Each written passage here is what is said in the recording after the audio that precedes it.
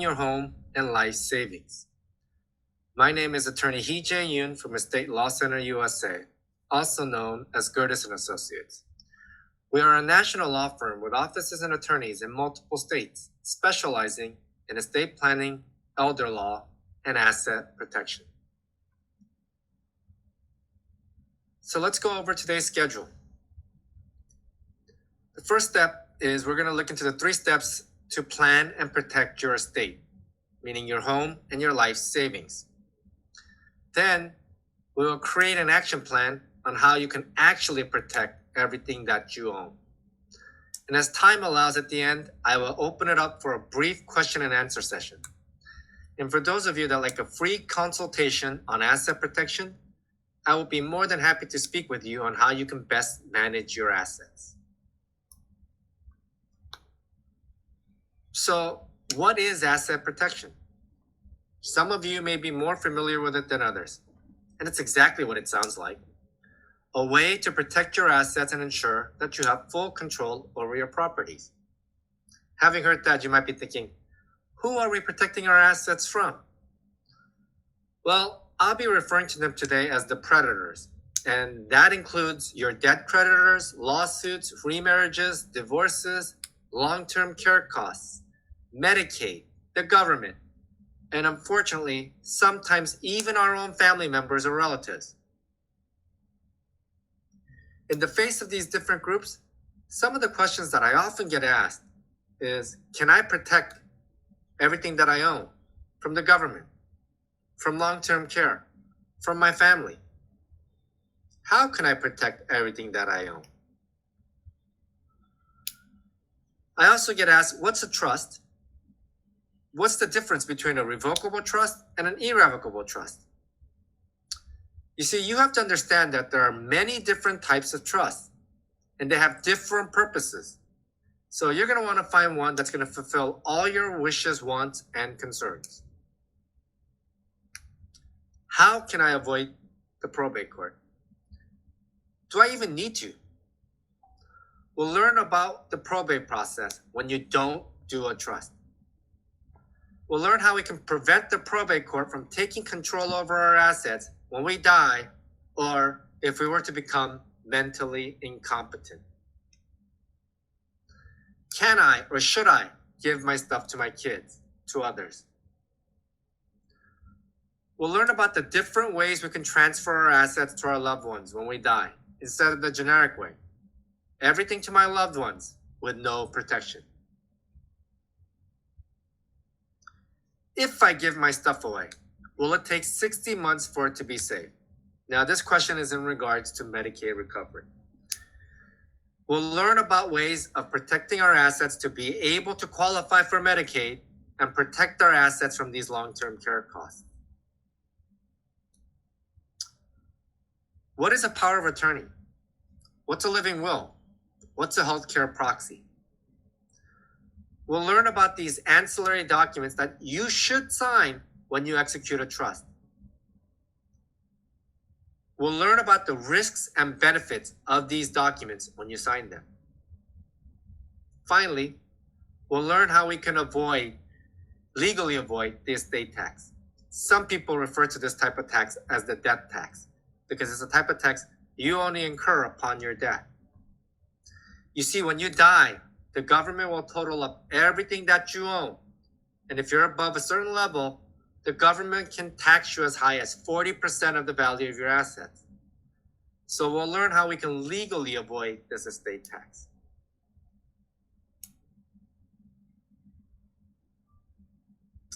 So let's begin with the 3 steps to plan and protect your home and your life savings. The first step is we have to learn the laws regarding our assets when we die or become legally incompetent. Next, we need to know who we're protecting our assets from. We need to know our predators. Again, we're talking about the creditors, lawsuits, divorces, remarriages, the government, probate, taxes, long-term care costs, Medicaid, and as I said, sometimes, unfortunately, even our own family members. When we say predators, we're talking about anything that can take away your assets while you're still alive or after your death from your loved ones. The third step is we have to know what our options are to protect our assets based on the rules and the law. So let's begin with the rules. The first step. There are two types of rules in asset protection. One for when you're alive and one for after your death. You have to understand that asset protection isn't just about protecting your assets for after your death. You have to protect yourself and your assets from others during your own lifetime. This is equally and sometimes even more important than planning for your asset protection after your death. So let's begin with the rules for when we're alive. When you're alive, healthy, and competent, who controls your assets? Well, the answer is pretty obvious. Most of you guys are doing it already. You control all your assets. But have you thought about what would happen if you're to become legally incompetent or mentally incapacitated? Do you know who controls your assets then? Well, if you're like most people and you haven't done anything to prepare, the government takes over. And your spouse and children will be unable to control your assets for the remainder of your life as well as after your death. How does that happen? Well, when you're declared to be legally incompetent, the government has the probate court step in and take control over your assets. And once that happens, this means your spouse and children will have to hire an attorney and petition the probate court to become the overseer of your assets. Now, the court will ultimately decide who's going to oversee your assets and make your daily decisions for you. Now, here's a key concept you need to understand. The court does not have to appoint a family member.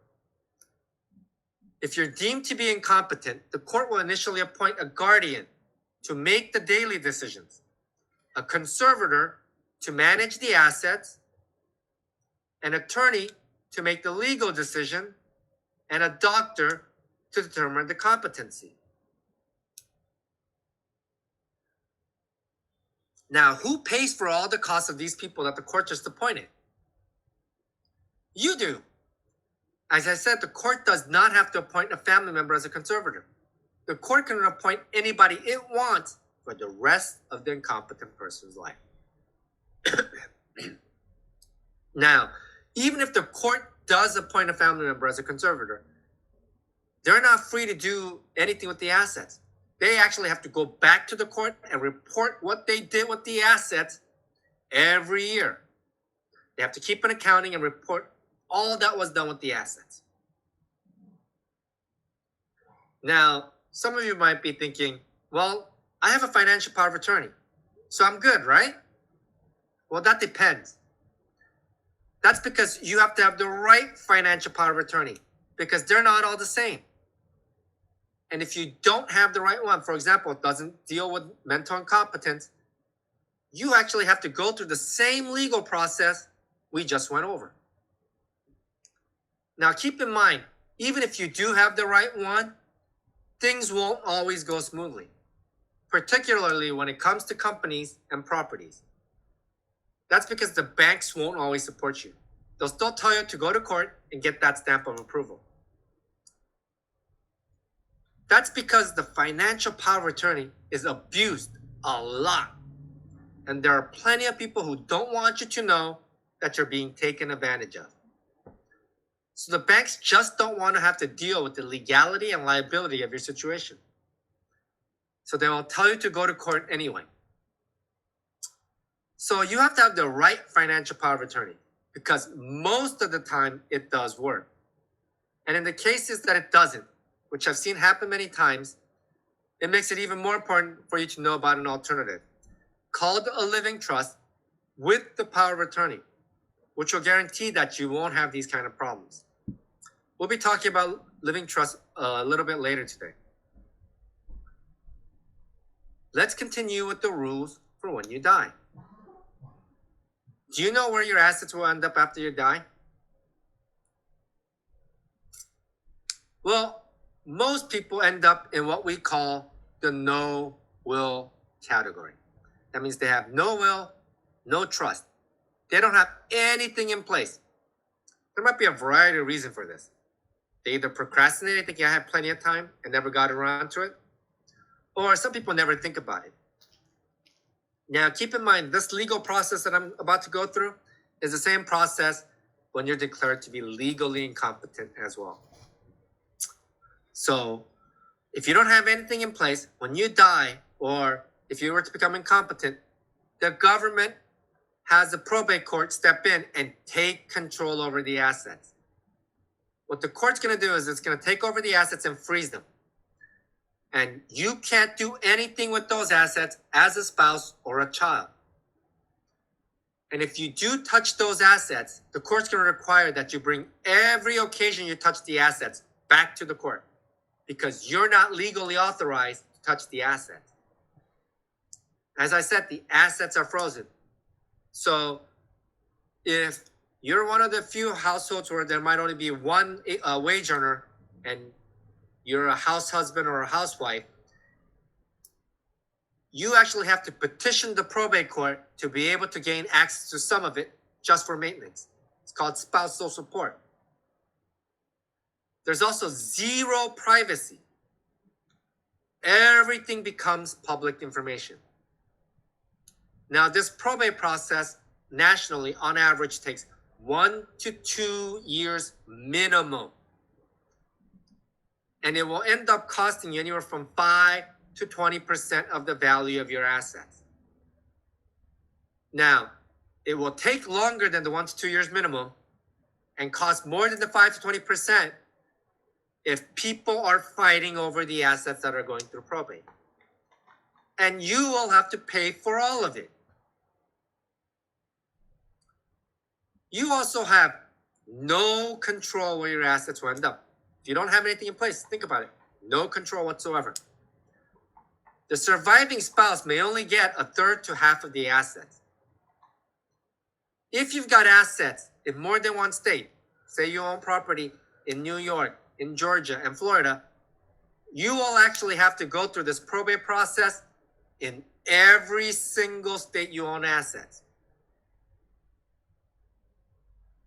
If you have minor children, the probate court takes control over those assets until they're 18. And once the child turns 18, the court writes them one large check and sends them on their merry way with no instructions, no protection. So procrastinating, choosing not to do anything, can end up being very costly and time-consuming for your family, not to mention frustrating. Now, have you thought about what happens if you have a will? Well, the legal process itself is still the same. There's a couple more forms you have to file, but the process itself does not change. You see, most people have this misconception that when you have a will, that it will take care of everything. I mean, Hollywood misportrays this all the time. What do you see when you in movies or TV shows when someone passes away? The family attorney calls the family in. There's a will reading in the family attorney's office, and then the family goes on their merry way with the assets as it's stated in the will. Well, unfortunately, that's pure fiction, pure Hollywood magic. That's not what happens here in the United States. The will only tells the judge where you're recommending your assets to go after the probate process finishes. And that's not all your assets. That's just the assets that remain at the end of this process. Okay. And I use the term recommendation very specifically here because there's no guarantee. That's it. And that's assuming nobody's fighting over your assets. I've seen siblings fight with each other. In fact, if you want to learn more about this, look up Aretha Franklin's probate, where the children were fighting with each other. The brothers were fighting with each other. I've seen stepmoms and stepfathers fighting with the children. sisters and brothers fighting with the surviving spouse. And did you know you don't even have to be related to the person who passed away to fight over the assets in probate court?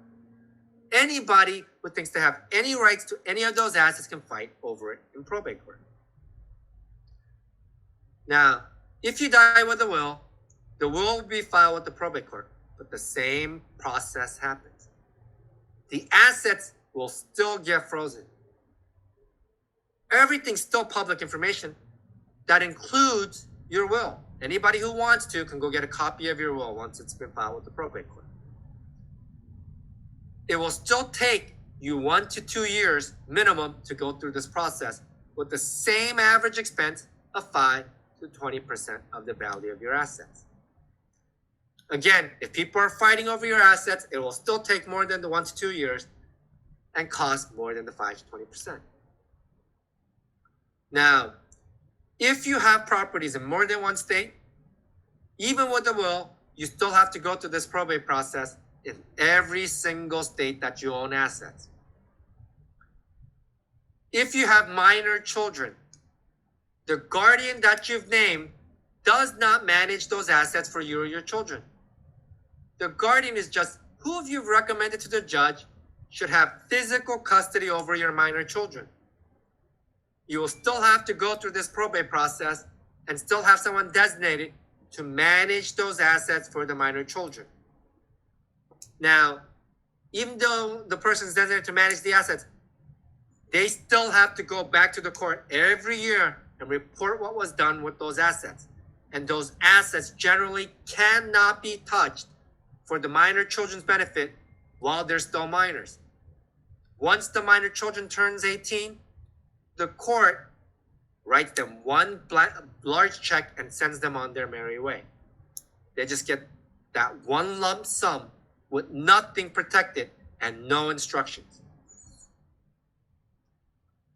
Now, the will is better than nothing, and there's nothing wrong with it. You just have to understand what the will cannot do. The will can never transfer anything without the probate court's involvement. Now, to help you understand the cost of probate, I put up a simple math formula. I want you to go and total up everything that you own.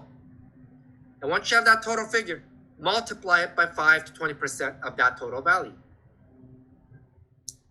And then once you have that 5 to 20% value, you can decide if that's a cost you want to incur when it can be avoided.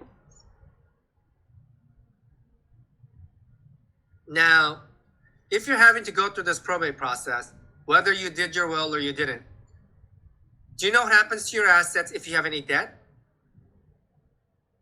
Well, if you've got debt, all those creditors have to be paid in full first.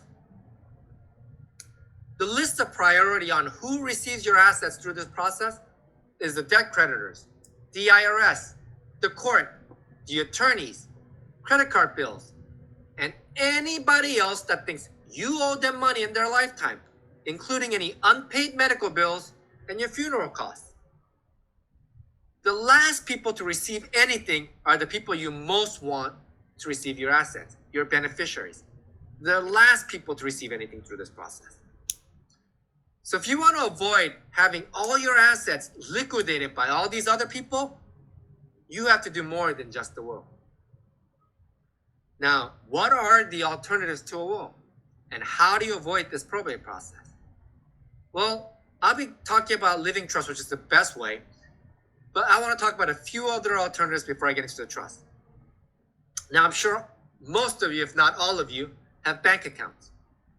Some of you may have investment accounts, retirement accounts, and life insurance policies. Did you know you can designate a beneficiary on all those accounts? And if you do, it will automatically go to that beneficiary listed, provided that they survive you and is not a minor child. Unless you have a living trust document, your assets cannot be transferred to minor children. If you designate a minor child as a beneficiary on any of those accounts, the probate court will take control over those assets until they turn 18. So for bank accounts, retirement accounts, investment accounts, and life insurance policy, you can designate a beneficiary, and that will avoid probate court provided that the beneficiary survives you and is not a minor child. So you need to know these mechanisms to avoid probate court. And there's always going to be some positive and negative aspects to it, which is why I always recommend you get expert attorney advice to ensure you're making the right choice on the type of estate planning option that's going to help you and your family the most. Now, as I said, the other exception, which I think is the best exception, is the living trust document. This is a document that's guaranteed to avoid the probate court, but only if you set it up correctly and maintain it properly during your own lifetime. The living trust document is a legal document where you can designate where your assets end up. And the process is the exact opposite of what happens if you're trying to pass your assets with a will or without a will. None of the assets will become frozen. Everything remains private. And when you pass away, everything can transfer instantly to your designated person on this document. This means you won't incur a probate expense because you won't have to go through the probate process. And even if you're declared to be mentally incompetent during your lifetime, your designated person manages your assets for you and not the probate court. Now, for those of you that have assets in more than one state, this living trust document can control all your assets in the United States. So you won't have to go running into the probate court in every single state that you own assets. If you have minor children, you can designate an alternate trustee to manage those assets for your children. And you can even allow access to allow those assets to be used for your minor children's benefit. For example, to buy them clothes, buy them food while they're still minors. Now, there are many different types of trusts that you can use to protect against creditors, lawsuits, divorces, Medicaid, and long-term care costs. As I said at the beginning of this webinar, not all trusts are the same. There are different types of trusts with different purposes. So you have to understand the differences between them to know the right type of trust for your particular situation. Now, before I start talking about the different types of trust, I want to talk about the ancillary documents, called the financial power of attorney, the medical power of attorney, and the living will. The medical power of attorney and the living will are often combined into what's known as the healthcare proxy or healthcare directive. And what it's called will depend on the state that you live in. Now, these documents need to be in place because if you were to become mentally incapacitated or incompetent, these are the documents that help you designate a person of your choice to control your assets for you and make your healthcare decisions. Remember, if you don't have these things in place, the probate court will appoint someone for you. However, I want to warn you about these documents. Be careful. Make sure that everything is executed properly and make sure you have the right ones with the right protections. The generic financial power of attorney will not always protect you. So make sure that you limit it so that if the person you appoint, if it's not your spouse, can never take away your assets from you. Did you know with the generic financial power of attorney, the person you appoint can do whatever they want with your assets while you're still alive? That includes withdrawing all the money from your accounts and putting it in their own bank accounts. And you won't know what's going on because you're mentally incompetent. For example, we once had a mother and daughter walk into our office. And the mother tells us, as soon as we ask her how we can help her, she asked us to put her son in jail. Now, we're not criminal attorneys, so there's no way we're going to be able to put her son in jail. But, when we asked her what this is about, it turns out that her husband had recently passed away after a long battle with terminal cancer. Now, while the father was battling for his life, the son had the father execute a generic financial power of attorney. Now, the son's wife, who loved to spend money, had ran up a huge debt. So, with that generic financial power of attorney, the son went into the bank, withdrew all the money out of the father's account, put it in his own account, and paid off those debts. He was authorized to do that. Now, the mother did not know this was going on and only found out when she went to the bank to try and pay the medical bills, only to discover that there was no money in the account. Now, she was able to get a copy of that generic financial power of attorney. When we reviewed it, it was generic financial power of attorney that authorized the son to withdraw the money. And so we told her there was nothing that he did illegal to put him in jail for. Now, we did advise her that she can file a lawsuit against the son to try and get the money back, but the likelihood she's going to recover anything is very low, considering he probably spent it to pay that debt off, as she had informed us. Now, if they had the right one with the right protection, the mother and daughter could have gone after the bank, who would have had the money to pay the money back. So make sure you have the right ones with the right protection.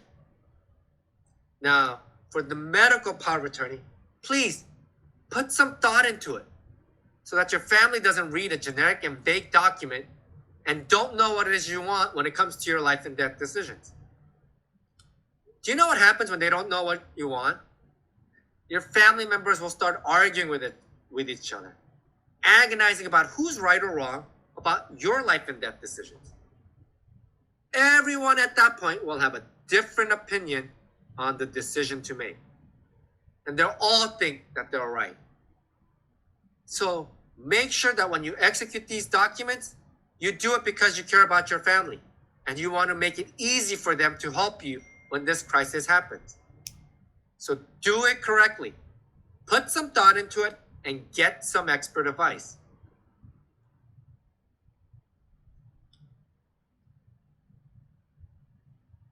Now, let's go to step number 2. To protect our assets, we have to know who we're protecting our assets from. We have to know our predators. These are the top 4 predators out there. The first one is the government. The government's always waiting for you to make a mistake, to take shortcuts or not do anything, because the government benefits by taking control over your assets and being paid to control your assets. Second one is long-term care cost.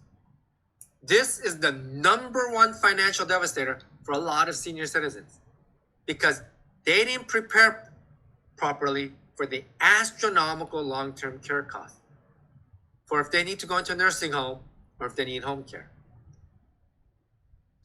Third one is your family members. Your family members can become a predator, whether it's intentional or unintentional, because they can take, misuse, or misplace your assets if you don't prepare the right documents. That's because they don't know what you want them to do with your assets.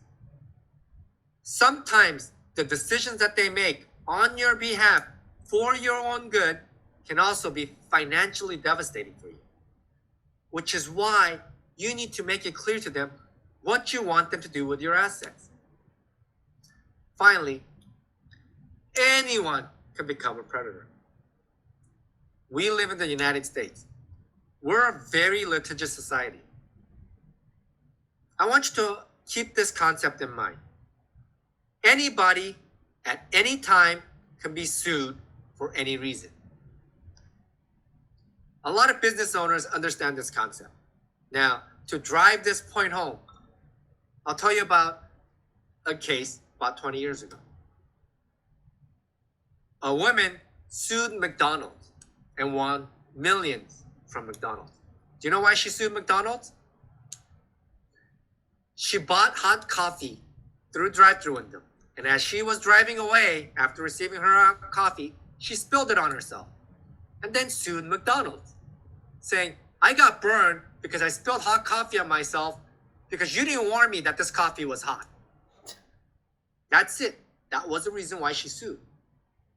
Okay, think about that. So keep that concept in mind. Anybody at any time can be sued for any reason. So let's talk about some of these predators in a little more detail. The first one, as I said, is the government. The government's always waiting for you to make a mistake or not do anything because they get to take over your assets if you were to become incompetent or after your death.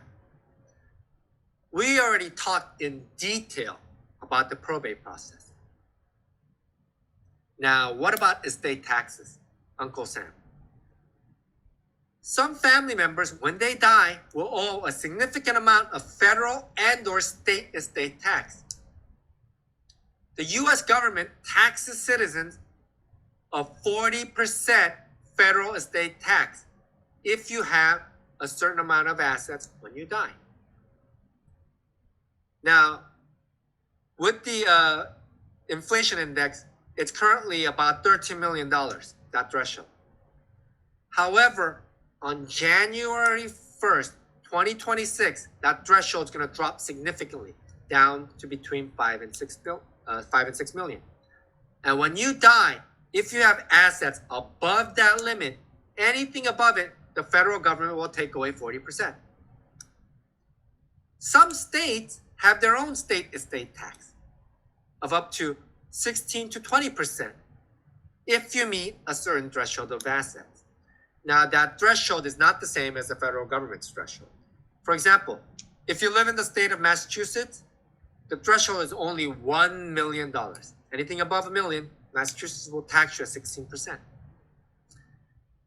In New York, the threshold is 5.25 million. And New York's estate tax rate is 20%. Minnesota is at 5 million. So there are some people out there that are paying as much as 56 to 60% in estate taxes.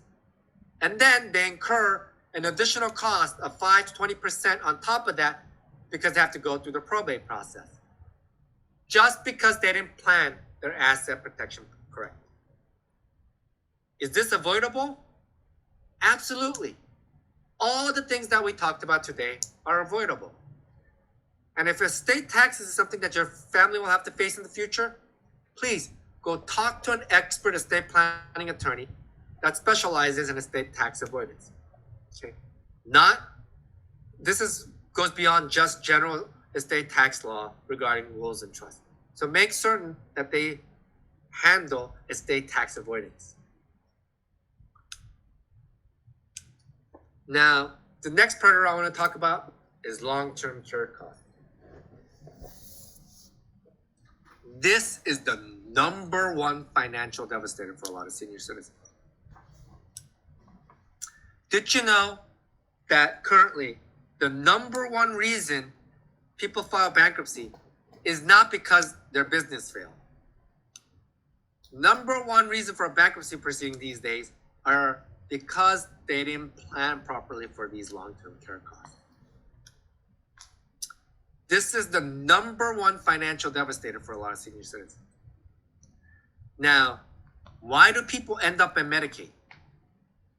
Less than half of it is because they didn't have any other choice, because they only lived paycheck to paycheck and they were basically on the poverty line. More than half of them end up on Medicaid because they were middle class and they didn't plan properly for it. To understand why, all you have to do is look at the numbers. If you want home care 24/7, it will end up costing you more than $18,000 a month. Now, how many people can afford that? If you end up in a nursing home, the average cost is anywhere from $9,000 to $14,000 a month. Now, keep in mind, these are just the costs for the long-term care. It does not include any other household expenses. Now, the numbers also show that over 70% over the age of 65 will end up in a nursing home before they die. That means the majority of us will have to face these long-term care costs at some point in our lifetime. planning for long-term care costs by doing asset protection will ensure that you, unlike most people currently on Medicaid, won't end up broke or allow Medicaid to take away our assets after our death, leaving our children and spouse with nothing. Now, the average stay in a nursing home is typically about 3 to 5 years. Now, as I said, the average cost is $9,000 to $14,000 a month. Now, at the low end, so if you're one of the lucky few where the nursing home care costs in your locale might only be $9,000 a month, and you only stay for 3 years, it will still end up costing you more than $300,000 for that nursing home stay. Now, 1 in 3 Americans will be diagnosed with some form of dementia before they pass. And if you need to go into a nursing home because of dementia, your stay will be 8 years or more.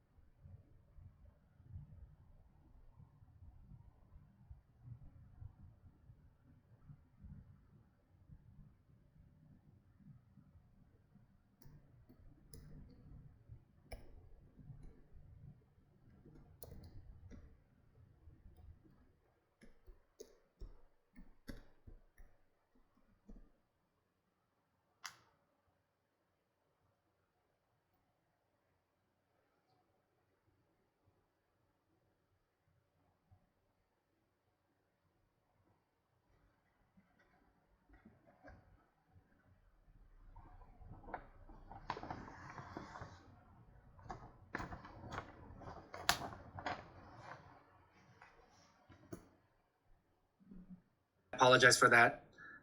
So, as I was saying, if you have dementia, your stay will be more than 8 years. Now, at the low end, again, this is going to be close to $900,000 for costs. Okay. Now, I'm sure there are some people thinking, or you've known someone who goes, you know what? I can avoid probate court. I can get on Medicaid. I'll just put all my assets in my kid's name. You know, how many of you guys have heard people do that? Well, do you know what the dangers are when you do that? When you shift assets into your children's name? What can go wrong? Well, when you shift assets into your children's name, you lose complete control over your own assets.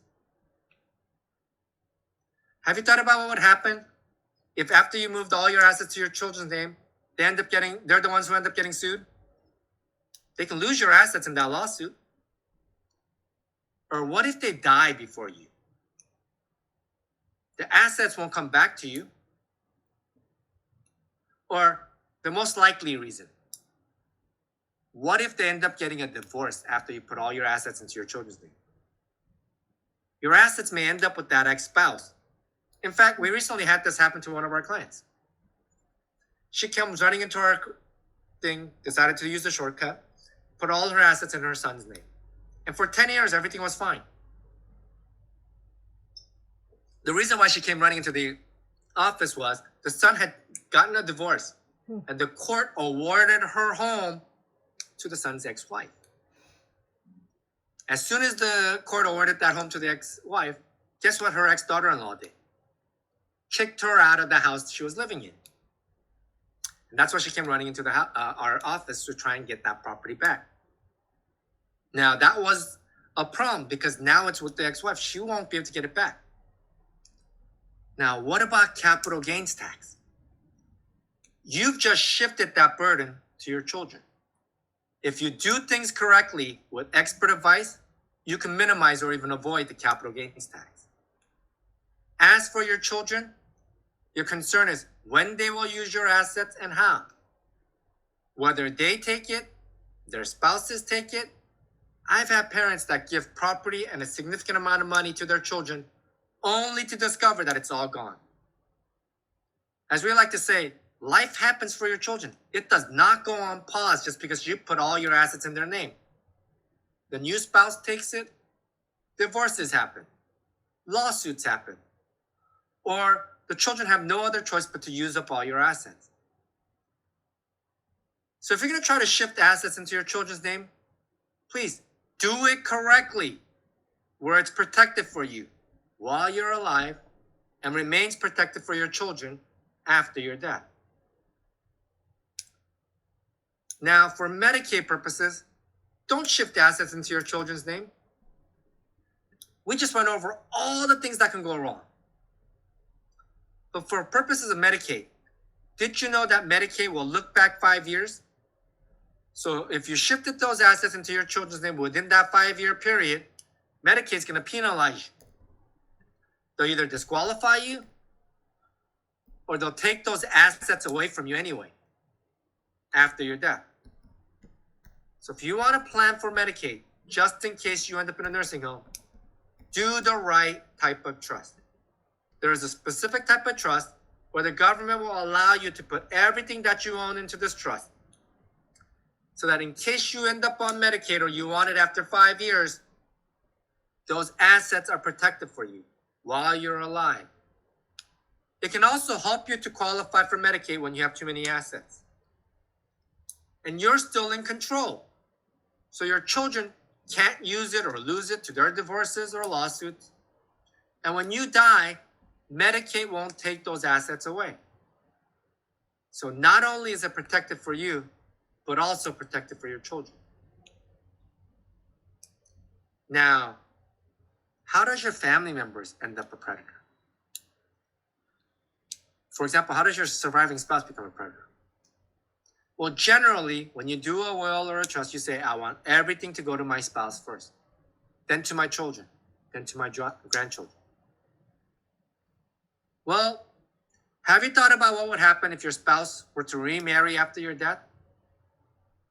I can't tell you how many children get disinherited by a new spouse coming into the picture when the surviving parent remarries after the death of the first parent. Or what if your surviving spouse gets into a car accident after your death and ends up getting sued? They can lose your assets in that lawsuit. Or what if the surviving spouse uses up all the money that you left, leaving nothing for the children? How does your children end up a predator? Well, when you leave everything to your children, they can lose it to their divorces, lawsuits, creditors. In fact, most inheritances don't last a child's lifetime.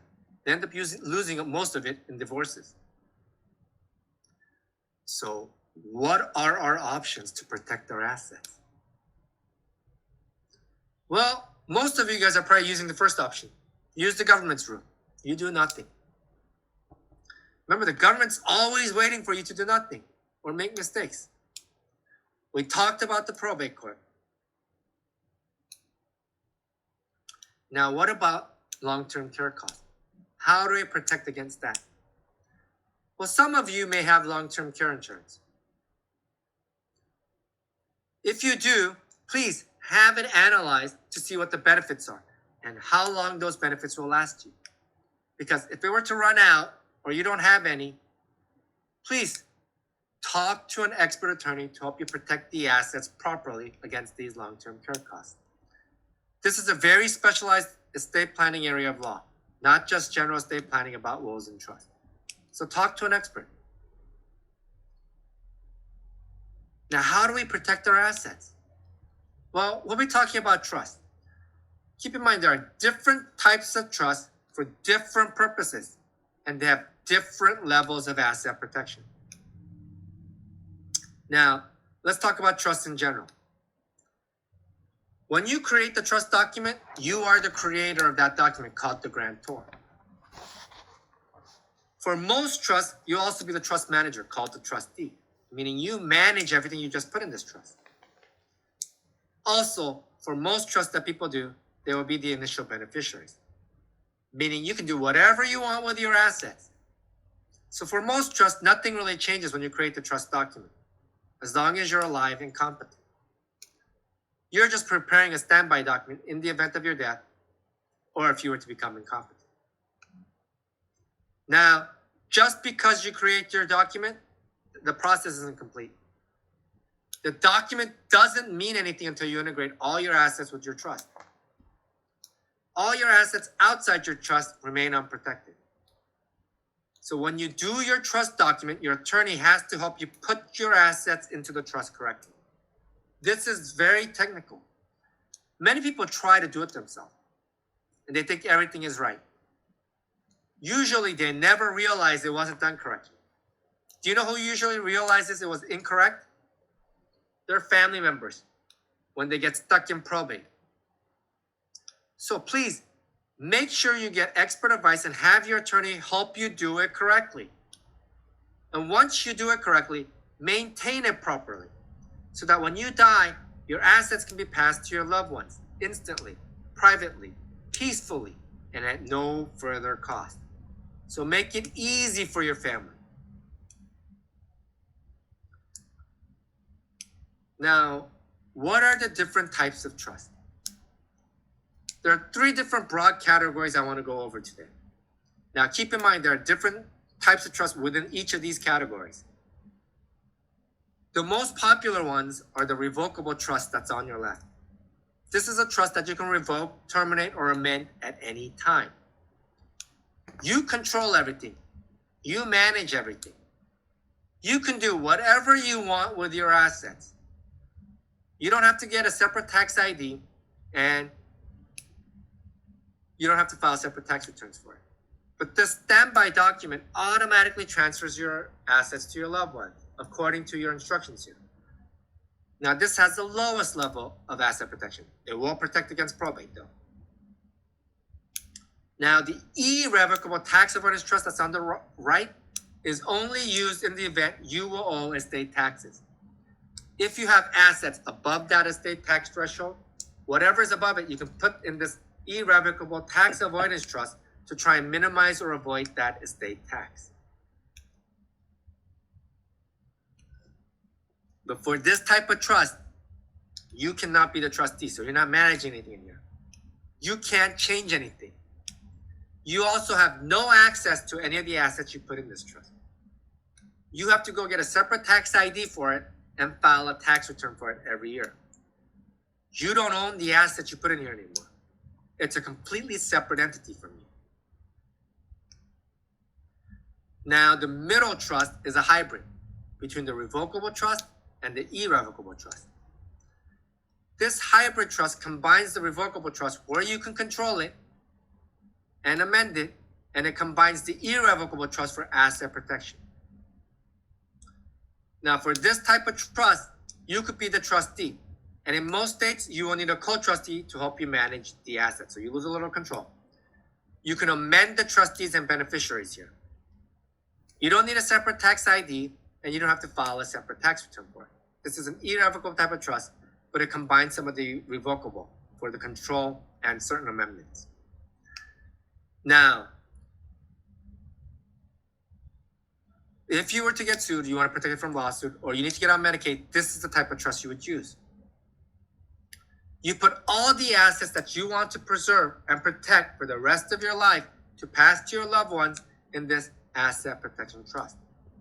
Whatever you want unlimited access to that you want to live off of, you leave outside of this trust and put it into the revocable trust. But whatever's in this hybrid asset protection trust, it's protected from creditors, lawsuits, divorces, remarriages, and Medicaid. Now let's look at a live case study on how we can do this. Imagine that your family are your beneficiaries. And when you do a will or a trust, you give everything outright to your spouse and children. Now remember that it's okay for you to do that. You just have to determine that it's the right fit for your family. Because whatever you give outright, whether it's in a will or a trust, there is no protection from creditors, lawsuits, divorces, or remarriages. So in this example, say your daughter is in a problematic marriage and ends up getting a divorce. She can lose your assets in that divorce proceeding. But if you do it protected, all those creditors, lawsuits, divorces, they can't get anything in your trust. So if you're going to do asset protection, think of it like the family vault, where you want everything to be protected just for you and your family. Now, if you're just going to do a will, make sure you customize it and make sure you understand that the will have to go through the probate process regarding certain assets. If you're going to do a trust to avoid the probate court, make sure you integrate all your assets with the trust. And whether you do a will or a trust, please maintain it, review it regularly, and make sure that it stays up to date, because over time things change. Your family dynamics change, your financial situation might change, even the law might change. In fact, we talked about one of these, the law changes as it relates to estate taxes. Now, for those of you that have attended today's webinar, we are offering you a free private one-on-one Zoom consultation, where we'll just answer any questions that you have, strategize together, and brainstorm on what's the best and most cost-effective for your family. If you already have a will or a trust, you can bring those documents with you for us to review to make sure it meets your needs and concerns. Remember to bring all the decision makers with you to this meeting. Now, I'm going to open it up for a brief question and answer session. Now, as I wait for questions, I will put up a link that you can use to sign up for that free consultation. Okay, and I will answer questions as time allows. But you can the link will be in the chat. Okay, you can also use the link that's on the screen now. Okay, now.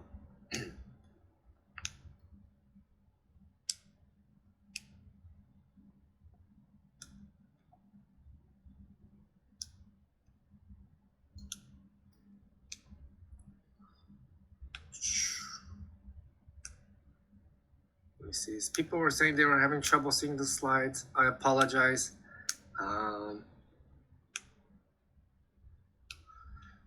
As I said, you can sign up for a free consult.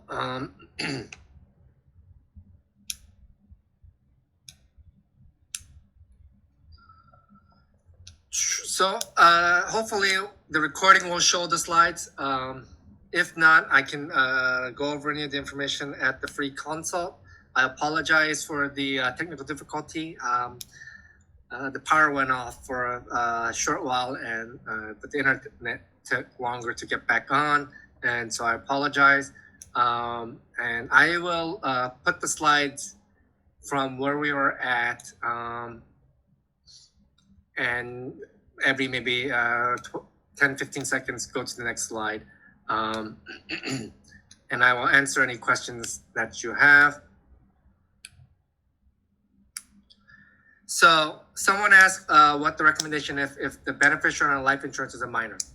You're gonna have to set up a trust and have the trust be the beneficiary for your minor child. Otherwise, the life insurance company actually will not release the funds because it's to a minor child, and a person will have to be appointed, an adult, as the administrator of that child's estate, and they will manage the assets. But keep in mind, the assets cannot be touched for that minor child's benefit. And when they turn 18, it can be turned over to the minor child at that point. And whoever's appointed as the administrator will have to report back to the court every year about what was done with the assets. So if you have minor children and you want to name the beneficiaries of life insurance policy, you have to set up a living trust and have the minor child be the beneficiary of your living trust and have the trust be the beneficiary of your life insurance policy. So please set up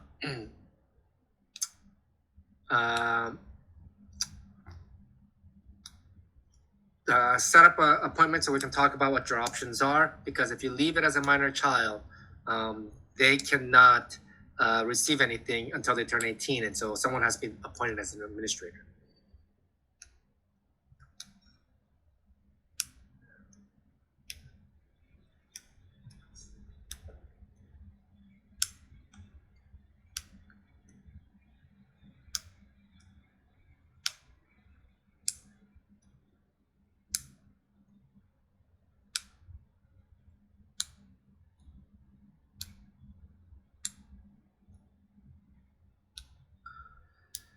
So someone asked about after they transfer their home into the trust, whether they have to notify their lender.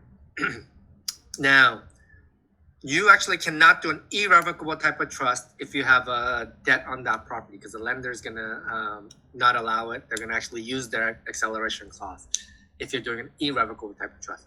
For a revocable trust, they don't really care, so you don't have to tell them. In fact, I know they don't care because, when someone's trying to refinance, this is what the lender is going to say to them when they're trying to refinance their home. They're going to say, take it out of the trust first so that we can do the paperwork for the new mortgage, and then you can put it back in the trust after the process is done. Okay, so that's what a lender is telling you when you're refinancing. For the irrevocable trust, they really can't do anything about it. For the revocable trust, they really can't do anything about it anyway, and so they don't really care. You don't even have to tell them when it's going to revocable trust. It's only when it's in an irrevocable trust where it becomes an issue.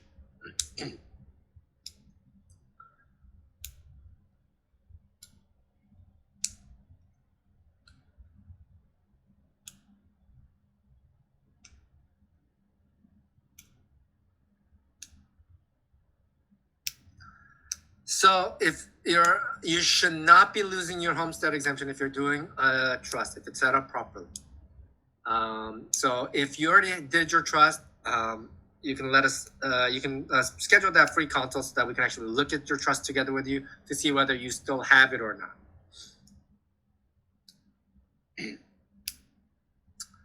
So again, if it's set up properly, you should not lose your homestead exemption when you move your property into the trust. And typically when it's set up properly, there will be specific language regarding that homestead exemption in the trust document itself.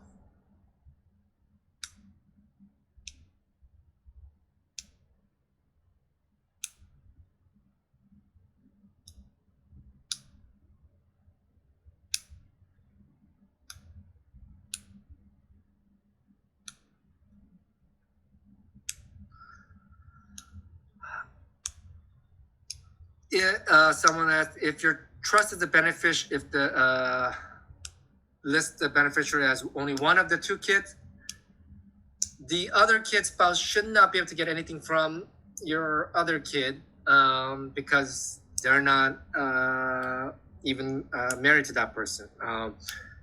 Now, if you listed the other child, it depends on the setup of your trust. So if you have that trust, I suggest you sign up for the free consult and bring that trust with you for us to review, and we can determine whether or not your kid's spouse will be able to gain any access to any of those assets.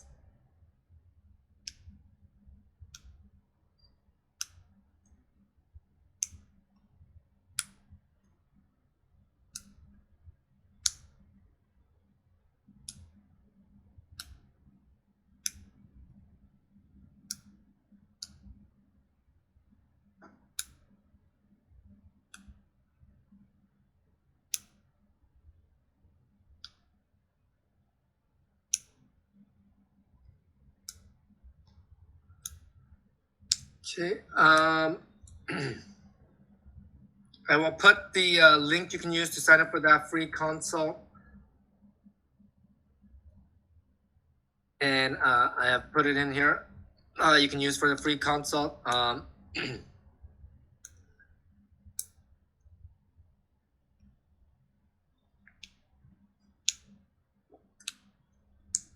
Now, someone is asking about an offshore trust. Now, that whether it's bulletproof, I can't tell you because it has to follow the laws over there, and you really can't bring.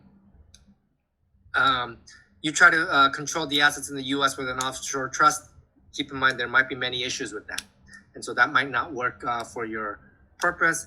And because foreign trusts are treated very differently, and the estate tax implications are really bad for a foreign trust.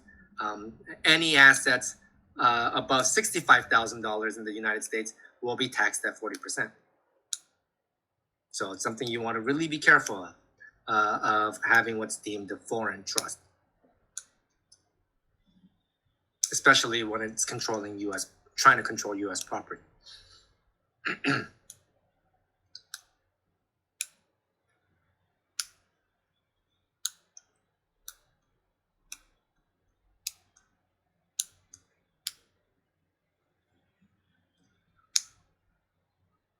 Now, someone's asking about Anantu as a foreign property. Now, we have to take a look at what her situation is because keep in mind,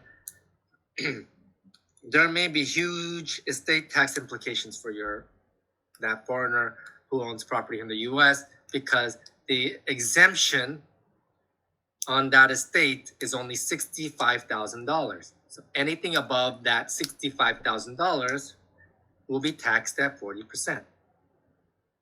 Okay, a foreign trust, or not foreign trust, a foreigner who owns property in the U.S. and if that estate is larger than $65,000, anything above it will be taxed at 40%.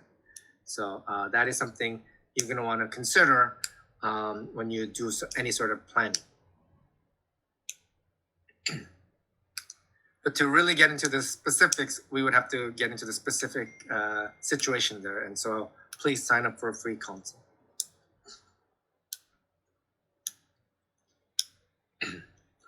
Okay, I want to thank everyone. We went a little over that hour, and I apologize for the slight technical difficulty we had earlier.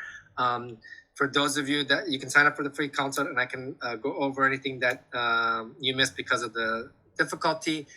You can always also sign up again for another webinar because we do this every week, and so you can sign up for next week if you feel that might be more helpful to you.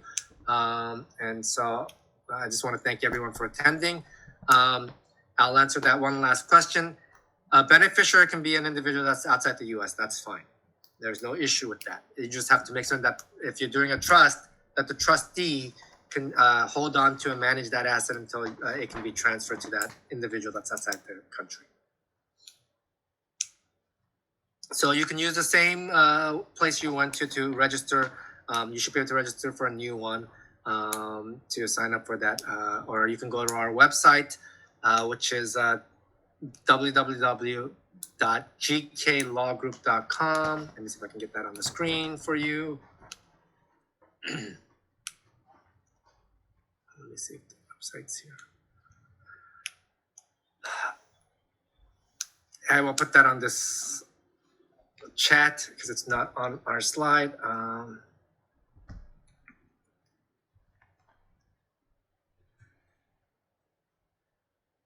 You can sign up for a weekly webinar.